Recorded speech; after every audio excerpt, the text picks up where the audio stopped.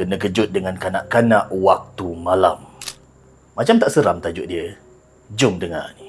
Kisah ni dikongsikan oleh seorang teman kita bernama Kila, bukan nama sebenar. Kata Kila, kejadian ni jadi masa dia junior dulu. Waktu dia tinggal dekat sebuah rumah sewa lama. Rumah tu kata Kila rumah biasa je. Tak ada apa-apa yang pelik ataupun tak ada cerita-cerita yang pelik dia dengar sebelum dia masuk rumah tu. Dan pada malam kejadian tu pun tak ada apa-apa yang ganjil.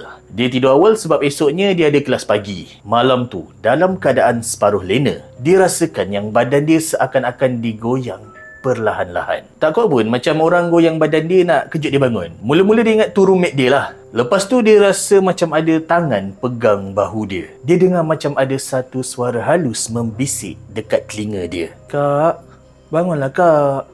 Jom main." Nada suara tu lembut.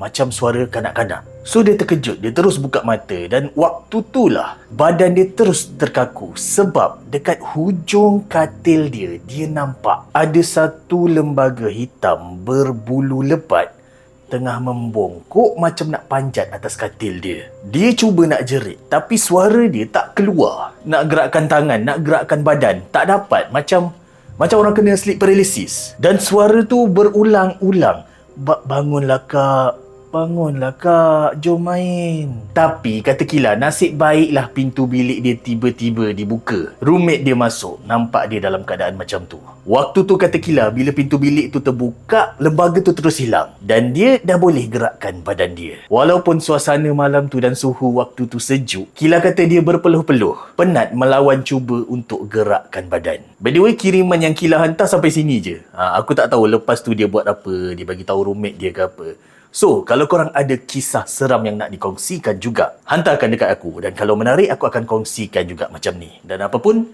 benar atau tidak kisah yang dikongsikan ini, korang nilailah sendiri.